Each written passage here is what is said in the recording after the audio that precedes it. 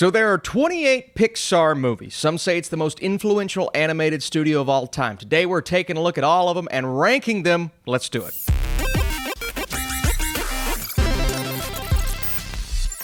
What's up, Flick fans? You know how a ranking works. We start with my least favorite, end with my most favorite. Pretty simple. As always, it's my list, my ranking, my opinion. You've been on the internet long enough to know that. Thanks for being here. Leave your lists down below and why you feel differently. I'm excited for this because everyone's going to have a different top 10. You sure about that? Finn McMissile, British intelligence. Toe Mater, average intelligence.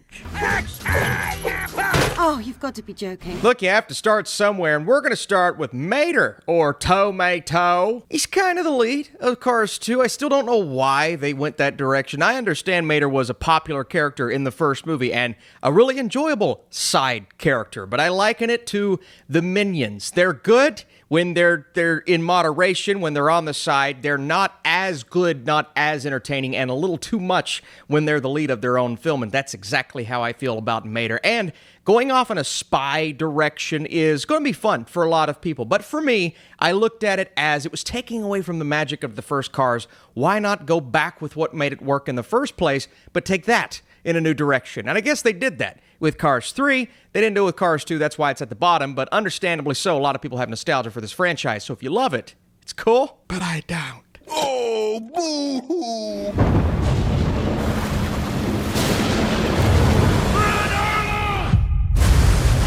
Let's try to think of Pixar and think of the movies that don't come to mind when we think of the studio. The one for me, even over a Cars 2, a little bit better quality, is The Good Dinosaur. The Good Dinosaur came out and was just a strange film altogether because it didn't really feel Pixar. It had some great things about it, and I still believe it has some great things about it. Some of the best looking backgrounds we've ever seen in a Pixar film, and a cute enough story, an interesting enough concept of, oh, the dinosaur is the person taking care of the human. That's cool. Is it? Looking at the production of this one, it's fascinating because it was apparently just a nightmare situation for the animators and the people involved, and it kind of feels a little scrambled. I mean, the story, it's sweet enough, it's charming enough, it'll work for kids, but unlike the rest of Pixar, I like how they work for kids and adults. This one, it's fine. I'm fine! If you had the chance to change your fate, would you do it? Oh, that was horrible. A land filled with magic and danger.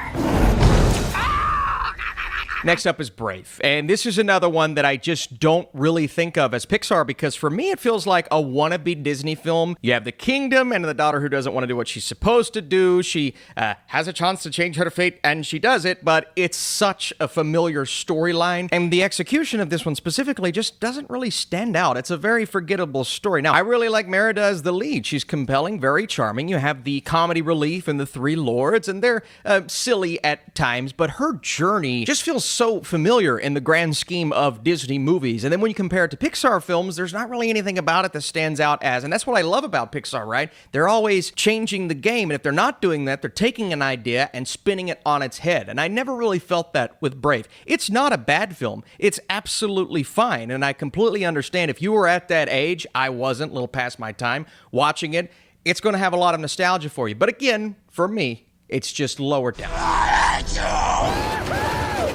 Movie deals, infomercials, product endorsements. Ka-chow! You think you're famous now?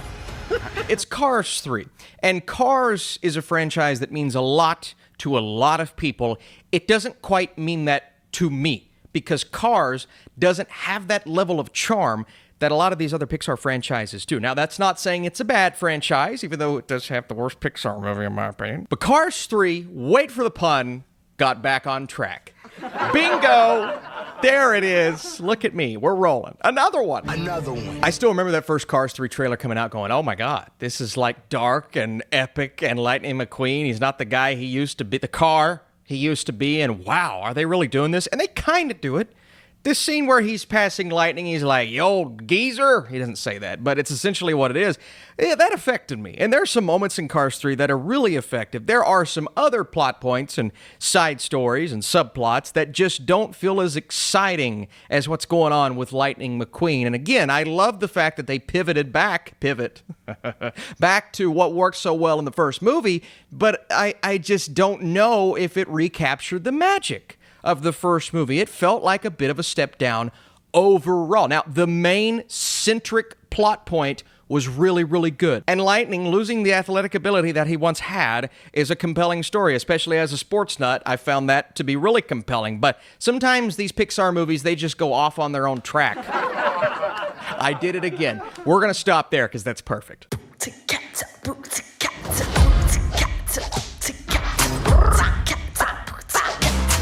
Next up is Turning Red. And again, I'm going to put this in the okay category. One thing I thought it did extremely well was the love and passion for boy bands in the early 2000s. That actually hit the nail on the head with me, and I'm sitting back going, yeah, I feel that, because I felt that. And I kind of still feel that. NSYNC, Backstreet Boys, anyone? No? Okay. Lame! But when they try to get into the lore of this panda, but that wasn't even my issue with the movie. It's just, it goes in such a fantastical direction, yet I didn't feel the magic that they were trying to convey on screen. And her mom, I get it, she's supposed to be overbearing, but there are points in the movie where she's so overbearing, I'm getting frustrated, and not to the point of being entertained. I'm just like, I'm not enjoying this. That I'm sure I'll get comments like, Austin, you're not supposed to like it. You're not supposed to relate to this character. Can't you appreciate it for what it is? Darn it. And yeah, I can appreciate it. It's an okay film. The more I thought about it, the less like a Pixar movie it felt. The pacing was just way too frantic at times, and I do like the style to it. There are some interesting animated moments, but I just wasn't feeling the Pixar magic with this movie, especially upon reflection, so it moved down a couple of spots. Again, I don't think it's a bad film. It's okay. I'm already prepared for the comments, but you know, I haven't stretched my typing fingers in a while, so here we go. Okay, guy, settle down. A year of work for a 4-minute flight. Isn't that something? All right, now we have the lowest rated Pixar movie on a lot of levels for a lot of people, but one that I actually found to be fairly entertaining, and that's Lightyear. I did enjoy my time with this movie for the most part. There are some annoying characters, some plot conveniences that are like, okay, and some things they do with Zurg that not everyone was happy with. I think a lot of that has to do with that. Remember that animated Buzz Lightyear movie, which is great and better than this, in my opinion? This is my least favorite Toy Story project, absolutely.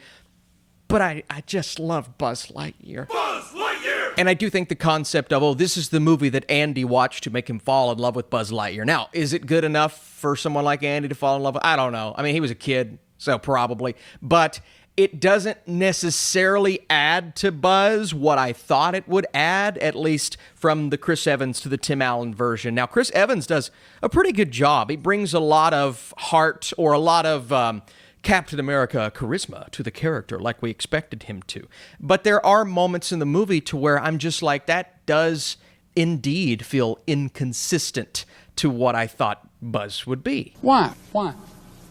The storyline of him missing all of those years, it's very Interstellar-esque, and I think that's something people miss when they're talking about this movie, is how heartfelt that actually was, and her turning into Keke Palmer, who does a nice job in the role, and just, you've got your Taika Waititis, who oftentimes I really enjoy, but in this setting, it felt more like The Fall Guy for me, to where it was just a little overdone, over the top. The journey is fine, and once we get that big reveal, then it's like, okay, so not as epic as it should have been, and it's absolutely somewhat of a disappointing movie, but I also feel like it's overhated, so do I deserve to be shunned for that? Comment below. I'm sure this was a one-time thing. So can we just all go back to Dory? Dory! Was it what Finding Nemo was?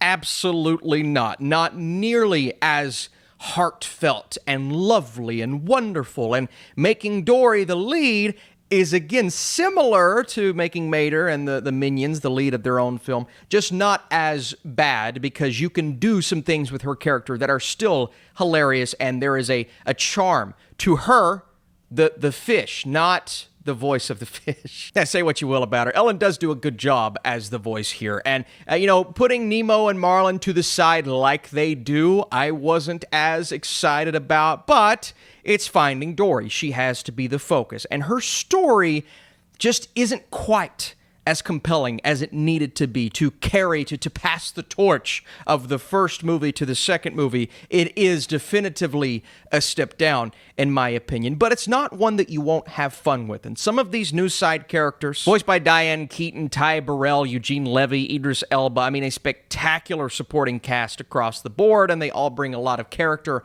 to their characters. But the way that it all wraps up and ends off, I just wasn't as, Today, Junior! In the first one, we kind of stick to the ocean, and that's a lot more epic. In this one, it gets a little bit smaller scale, and we go out of our comfort zone, which for some will be great. For me, it was fine. Overall, I do think it's a pretty good movie, pretty entertaining time, but it's not one I ever really feel compelled to go back to. Happy birthday, Mr. Adult Man! Oh, Mom! I love a good brother story. You know this. You understand why Warriors, one of my favorite movies of all time, Hell or High Water, and yeah, this is not that. This is Onward. It's an animated, fantastical Pixar film where you have all of these magical creatures and the magic wand, but the whole point is they're trying to bring their dad back. And you see the brotherly affection, the brotherly love. Oh, Sing Street's another great example. And Chris Pratt's character kind of reminds me of Jack Rayner's character in Sing Street in this movie. And I understand it's Chris Pratt doing another voice role. I get that. Okay. Tom Holland. Yeah, he's in everything all the time. They're pretty good. I like the road trip. I like their adventure. And man, oh man, that moment towards the end. That's what I'm looking for in a Pixar film. Like that moment at the beginning of Up, Bing Bong, and Inside Out. Those are the moments that allow these movies to resonate so heavily with us. And that worked for me so well. And a lot of these work well because you can apply these moments and instances to your real life and the way that my brother and I, our relationship works and how we feel about our dad. Man, I watched this and it just worked for me. And so I think it's a really good Pixar movie. Oh, good for you! Meet the residents of Element City. Air usually has their head in the clouds. Okay, now we have the Pixar movies that are either getting more creative or just a really solid sequel. Let's start with Elemental, a very recent movie on this list. I thought it was such a creative concept to a degree, but it's also we've seen the Elements thing before in multiple other projects, and how are they going to make it feel like that classic Pixar? And in a way, they do. Now, the overarching story, specifically her journey, isn't anything, super creative, right? But what they do with these various elements and what these people are made of, how they interact, the scenes where Mamoudou Athie's character is crying, the whole family's crying, that's a standout of the movie. And the way that water and fire interact, how they're not supposed to interact, it's very clear what they're trying to say there. But to get past that and to have everyone towards the end of the movie come together in such a beautiful, harmonious way actually ended up being really sweet. And I do think Elemental is a good Pixar movie. There are some things that it does extremely well, and clearly it resonated with audiences on a level that maybe some other Pixar movies haven't recently, because it stayed every single weekend at the box office and kept making money, even with a disappointing opening weekend. And when a movie does that, you know it's resonating. So overall, I really like this one. Maybe it would have hit me harder when I was younger, seeing it for the first time, but it doesn't quite carry that creativity that some of the other entries have on this list. California, here I come! And I'm not saying Cars has that, because the whole thing here is, they're cars. They're doing human things, but in car form, and everything they do is funny because they're going to do it like a car does it. Okay. You have to give us compelling characters and a compelling storyline. And admittedly, Owen Wilson's great as this character. Freaking Larry the Cable Guy. Again, smaller doses. That's very important as this character. But Mater is great as that companion piece to Lightning McQueen. And so creativity, a little bit. The story of him falling out of racing, going to this town, it's fine. but it's the interactions of the characters. It's the creativity within those conversations, and Lightning finding that mentorship, and the way that they're incorporating actual NASCAR people here, like a Dale Earnhardt Jr. and Richard Petty, who plays a huge role in the movie, and then you have Paul Newman in the film, and so just a lot of things working in its favor. And John Lasseter, you can tell his passion for the project as you're watching. And Cars, it's just a really good animated movie that sort of feels like Pixar, a little bit. Maybe. Monsters University! Anybody getting off? I'm officially a college student! Next up, a movie that I've always been very lukewarm on, but admittedly, I moved it up a couple of spots after rewatching it, and that's Monsters University. A lot of people prefer, younger people, God, I sound so old, prefer Monsters University to the first. Now, is that me? No. Does a lot of that have to do with nostalgia? Absolutely, but I do still think Monsters, Inc., the original, has a way more charming, compelling, somewhat heartbreaking, a little bit surprising, and interesting story compared to Monsters University. That being said, this does capture, in its own funny Pixar way, the college experience very well. Now, is that the Pixar charm that we're used to? Is that the inventive story and the creative storytelling? No, it's just Mike and Sully go to college, but within that, and it took me a couple of years to find this, but I actually found quite a bit of charm after rewatching. I think I just expected something different the first time I watched it, and because of that, I was very disappointed. But I've heard a couple of people point out over the years, you all included in my tier list, saying, Austin, you need to rewatch this because it's not as bad as you remember, and you all were right. It really isn't bad at all. It isn't the creativity that we know from the studio compared to a lot of the movies I have above it, but it's a good animated movie. More importantly, it's a good prequel, and we don't often see that. So yeah, I've changed a little bit with Monsters University, and you all did that, so thank you. You're welcome. Run for your lives! An epic. I think I'm going to vet myself. I never know where to rank A Bug's Life. I have so much nostalgia for this film. This was one that I watched along with Toy Story 1,000 times growing up, but I have to find a way to separate my nostalgia from knowing that it's not one of the more creative Pixar movies, that it's fairly simplistic on its surface, that it was very similar to Ants, the DreamWorks movie at the time. And the side characters are fun. The premise is fun. They are ants, so avoiding the things that they have to avoid. I do believe some of the actors that I'm not going to name are really good in this movie, and admittedly, it is one that I revisit more than some movies higher on this list. But it just doesn't have that creativity that some of the other movies have. It doesn't have the well-thought-out story as well. And so, A Bug's Life, for what it is, you know, the animation doesn't hold up as much, but look at when it came out and look at what it did, its impact, and clearly helping being one of the building blocks for what Pixar was. And so, part of me wants to put it higher, but I know that's relying on nostalgia, and I have to be honest with myself. Still, really good movie. No, she literally made a new friend. I want you to meet Forky. Hi. Hello. All right, we've entered sequel territory, a little more divisive one in Toy Story 4. I know a lot of people that say, well, we just don't consider that a Toy Story movie, and I get it. It's not on the quality of the first three. It's just not.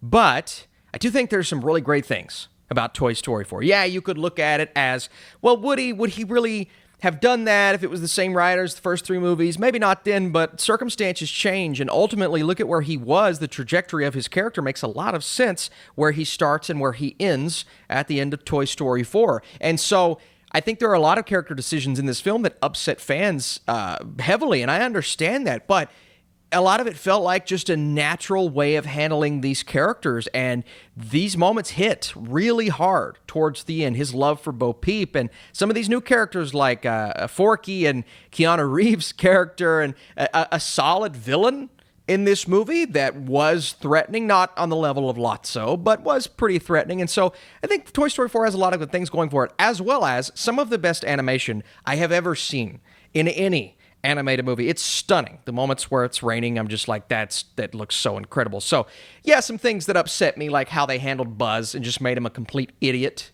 like what they did with Ant-Man and Ant-Man the Wasp. Why? He's not stupid. He's made some dumb decisions, but he's not stupid. Why would you write him that way?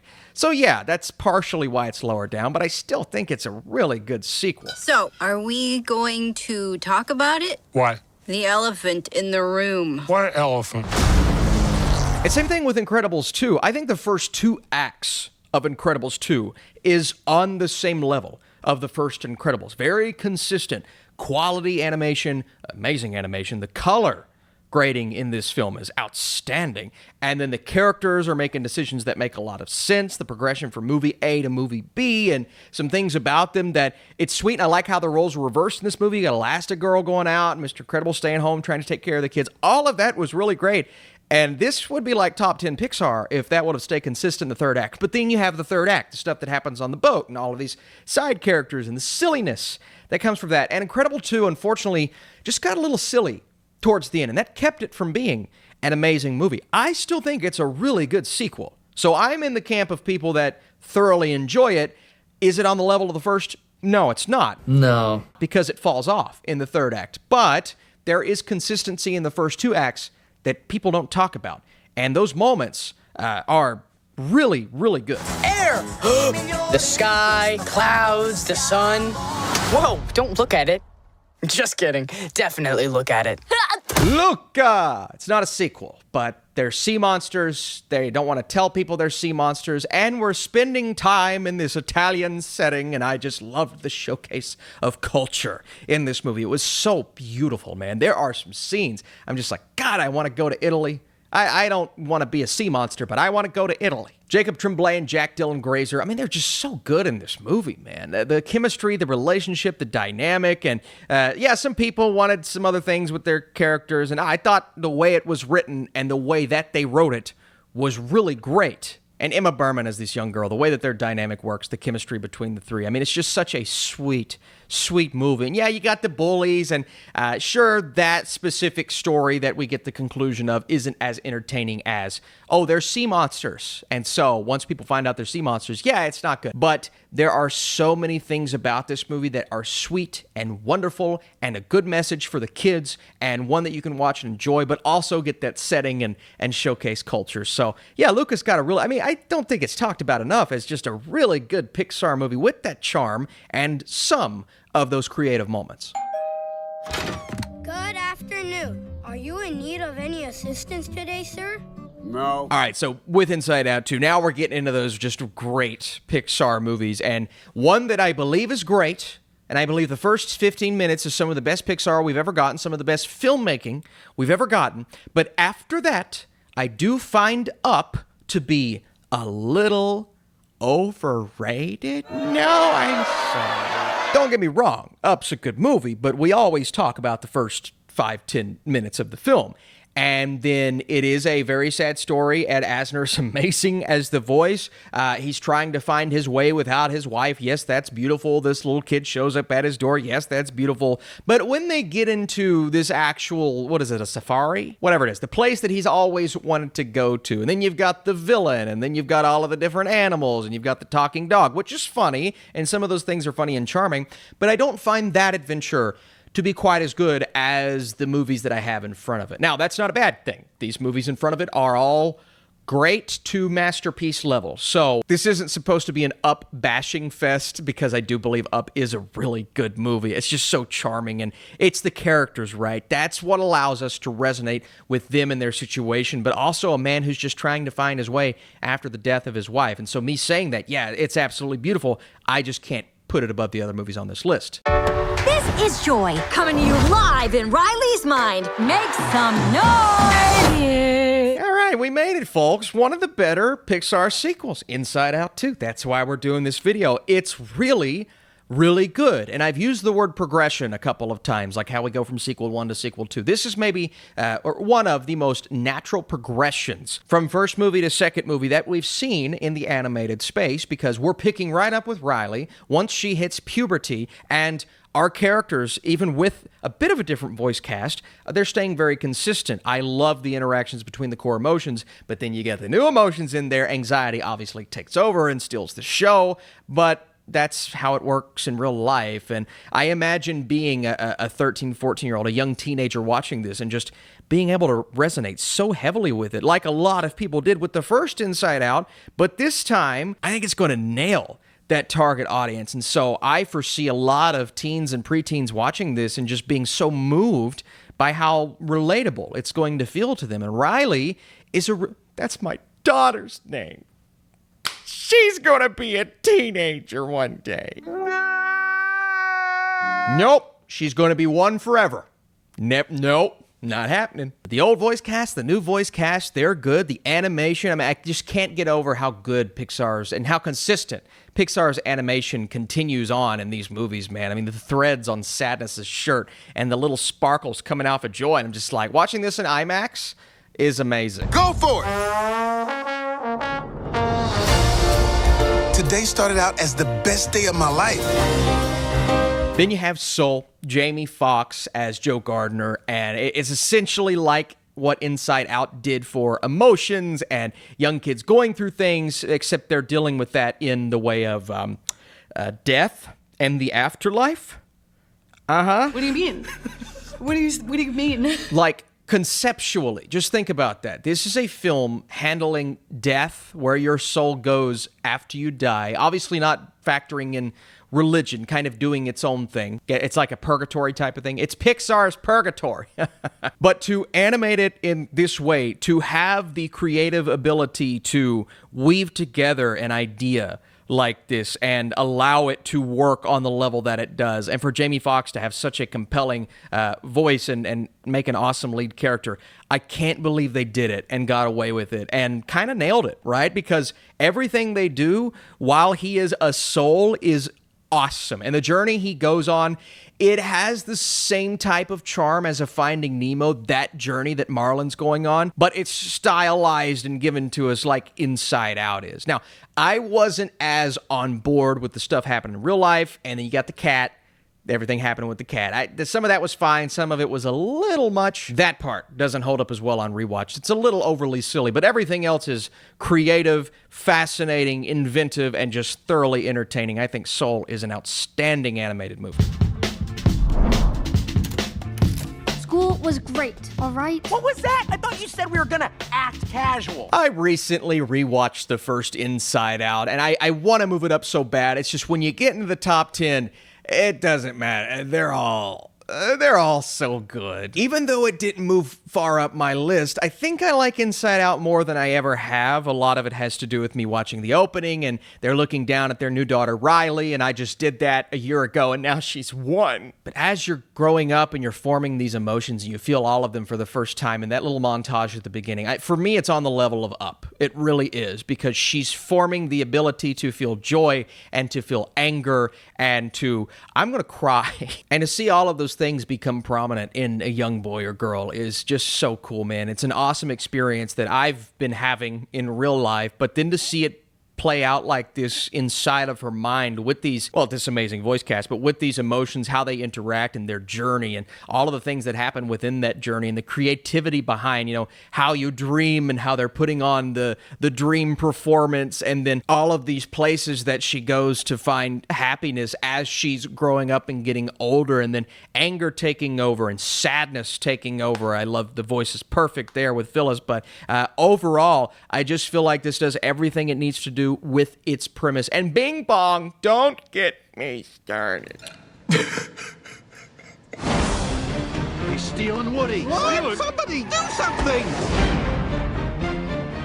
Woody was kidnapped. Well, we're back to nostalgic Austin. Now, there's something about me that struggles putting Pixar sequels higher up because the creativity of some of these original movies is just through the roof, and we'll talk about those things. But the fact that Toy Story 2 maintained that consistency from Toy Story 1 and, you know, elevated some things about our characters, what Woody's going through with Woody's Roundup, and then obviously what Buzz and the gang are having to do, and the fact that this does hold so much of a connection for me, like the first movie, because I had those toys that I loved and cared about. But this journey is just so compelling, man. Not a big drop-off, if any, from the first movie in terms of quality. Now, I think originality, the first one has the leg up, and maybe emotions, the third one has the leg up, but Toy Story 2 has everything you want in an animated movie. I mean, I don't have much bad to say about it other than it just isn't as original as some of the other movies on this list, and maybe the pacing's not quite as fluent. I mean, Jessie's an awesome addition. Her story and the way that that's told with the music. The Prospector is a great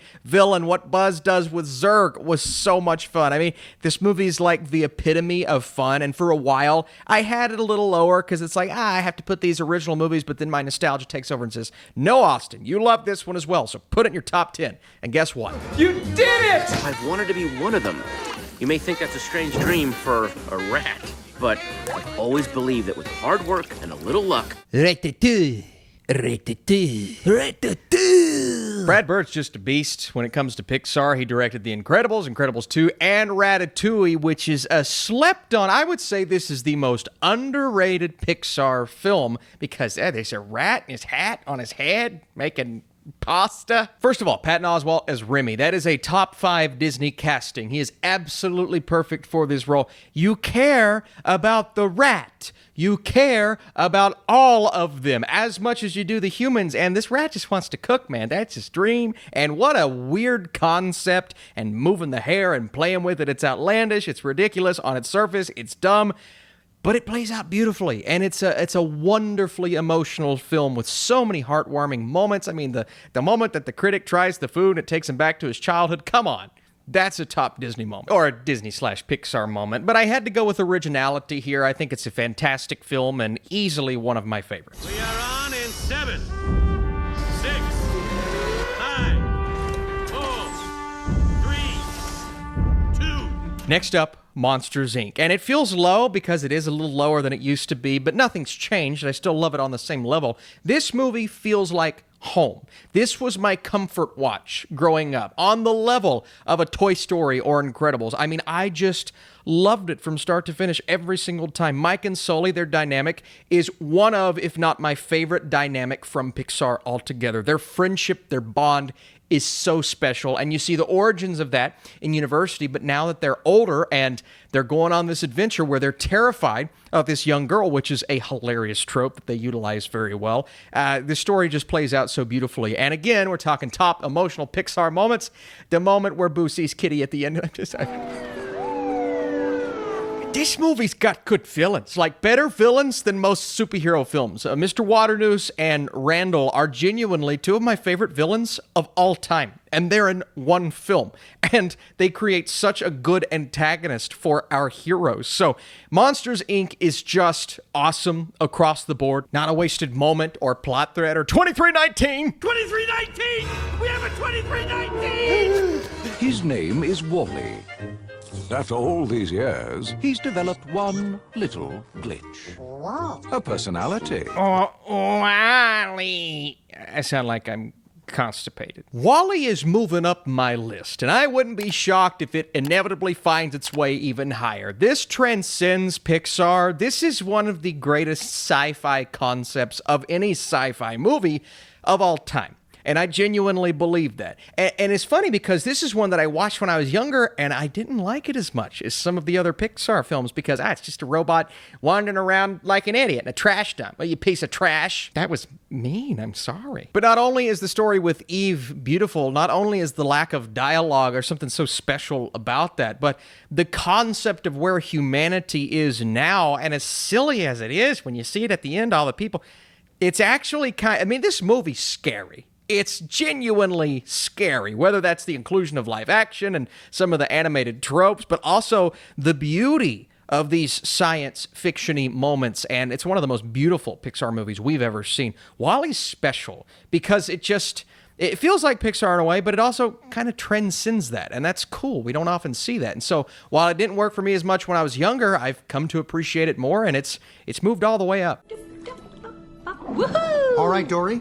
Let's go over this one more time. We know your memory's not the best. Yep, can't remember diddly. Just like I said, Monsters, Inc. is home. Finding Nemo is home for me. I mean, this is one that I remember. I remember the day I got the DVD, and I was just thrilled beyond belief. Watched it over and over. I remember the home menu screen. Remember how cool those were when we had DVDs, the menu screens? What happened to those? Now they're just lazy. This movie has Jeffrey Rush, Willem Dafoe, Brad Garrett. I mean, the voice cast across the board is amazing, and our two main plot threads that are interweaving beautifully here. The search for Nemo Nemo, and then what Nemo's actually going through, what is in Marlin's head, and then what has actually happened, which is still a scary situation because Darla!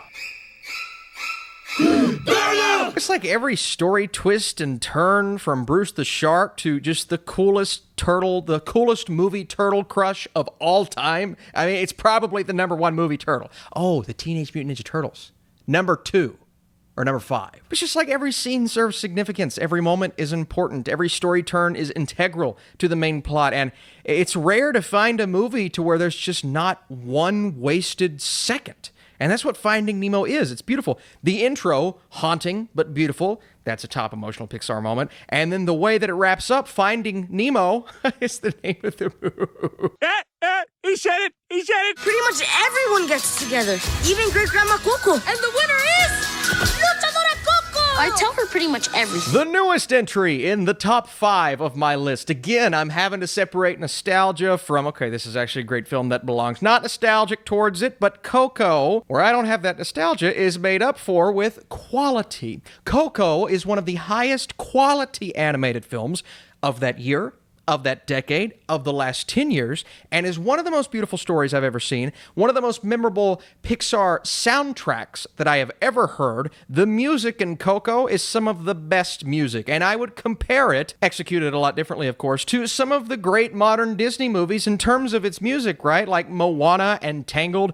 Those are some awesome soundtracks. I'd put this right up there. And Coco is just a beautiful story. Our moment with Mama Coco towards the end is one of my... I keep saying that. They can't all be my favorite. But yeah, this is yet another top emotional Pixar. Austin, you're just babbling. Maybe.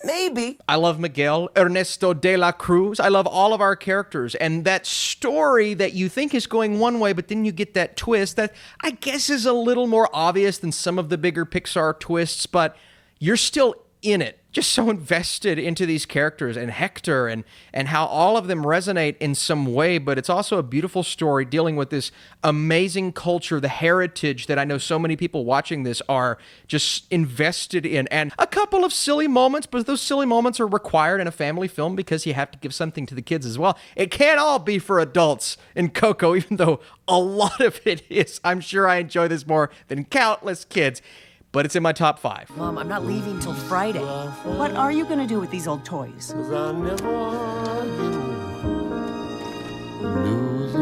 Toy Story 3. Toy Story 3 did everything it had to do, right? You're bringing it back. You've already had a masterful sequel. How do you top that? How do you end off this story in this, one of the greatest trilogies of all time, trilogy that just hasn't had a miss just yet? But going about this story saying, okay, Andy's older, maybe he doesn't need toys anymore, we have to get back to him, and I lost it. This was my first ever movie in IMAX, and to see the beautiful animation on screen, but then to get that devastating moment where they're gonna burn in the fiery pits of the underworld. Welcome to Toy Story, kids. I'm fine. But that's the thing. You've got a movie that is made for those Toy Story fans of old. So, you know, a lot of us grew up with Toy Story. A lot of people were Andy's age watching this movie. And if you were Andy's age watching this movie, you were like, okay, well, that's it. I'm done for. Guess what? I was Andy's age. No, well, he was a little older. I was close. But I was a couple of years away from going to college, and man, the way that this hit me just like a train, that story. It's not just that. You have all of their adventures at daycare. I'm very familiar with that right now. I would be petrified if that's what was happening to me as a toy, and so that is a scary situation. Then Lotso, that's a top 5 Pixar villain. Lotso's amazing in this movie. So, yeah, all the way through. I mean, not really an issue with Toy Story 3 at all. It was perfect.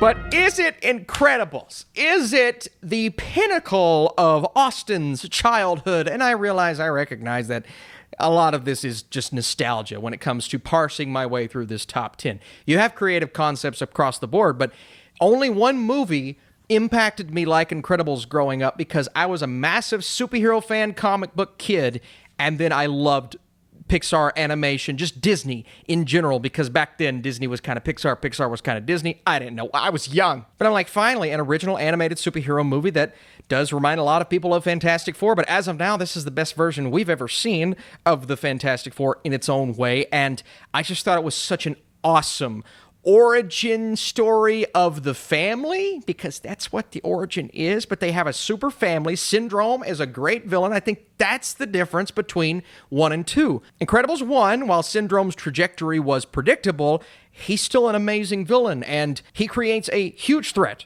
for our heroes. And I just love all the memorable moments. The moment with Frozone, the moment with Dash when he's running for the first time across the water, and I could go back to so many scenes in Incredibles and just look at it as a whole as like the perfect superhero movie for families. Like, it's perfect. That and Spider-Verse. That's the only two.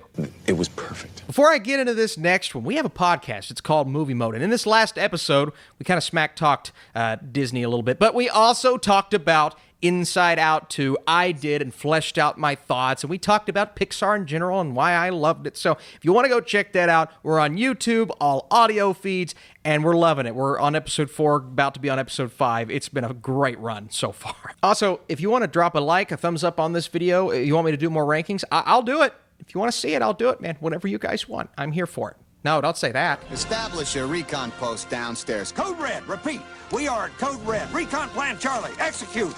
Move, move, move, move, But there is only one Toy Story, folks. There is only one Toy Story. There's only one movie that Austin watched. I mean, this came out the year I was born, so clearly didn't see it in theaters. Unless my mom did, while I was in the womb. What is wrong with you? Funny thing is, Toy Story 2 is actually the one that I watched in theaters for the first time. But this was the one that was on loop on VHS. I mean, I remember just as 5, 6 years old, just mom getting the VHS out, putting it in, and I'm just like, loop it again.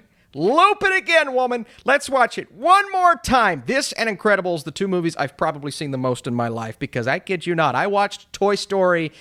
I've probably seen it over 50 times. That's not made up. Shut up! Just shut up, you idiot! It is kind of crazy to me that John Lasseter went from this to just all of the Cars movies. And I get it, it's similar in nature, right? Toys coming to life and talking, cars coming to life and talking. But there's something so cool about the simple premise of toys are actually alive. We just don't know it. They have to hide every time we come in the room. That's the concept. That's a brilliant concept. And you have the best casting in an animated film ever. Buzz and Woody. Tim Allen and Tom Hanks. The best animated duo of all time. It's the epitome, it's the epitome of friendship. That's what it is. It's two very different toys finding each other in the worst situation, becoming friends, and overtaking Sid, who is an evil boy. I knew a lot of Sids growing up. And the moment where Buzz flies or falls with style for the first time, but also just like all of the memes that have spawned from Toy Story. I mean, I'm Mrs. Nesbit. Come on, that's one of the greatest things ever. You see the hat? I am Mrs. Nesbit. Snap out of it, Buzz! Toy Story is the perfect film. It is the perfect film. There isn't a moment, and again, you could say that about a lot of Pixar movies, not a moment wasted, not a character that you don't care about. Every side character works. Andy is such a life. I named my first fish Andy. My very first, he died within a year, but God, he had a good life. I've been talking for a while. What's this video called again? Pixar? Something about Pixar? There we go. So that's it. 28 Pixar movies, long video, doesn't matter. This was my chance to talk about a studio that I absolutely love, and one that hasn't been as consistent as of late, but I do believe they still have a little bit left in the tank, and they proved that with Inside Out too. So I'm excited to see what they do next. I'm excited to see your all's comments, your thoughts, your movies, man. Leave them down below. Why do you disagree with me? I don't blame you, honestly. So thank you again, and I'll see you soon. It's my daughter's birthday this weekend. She's 1. I'm excited.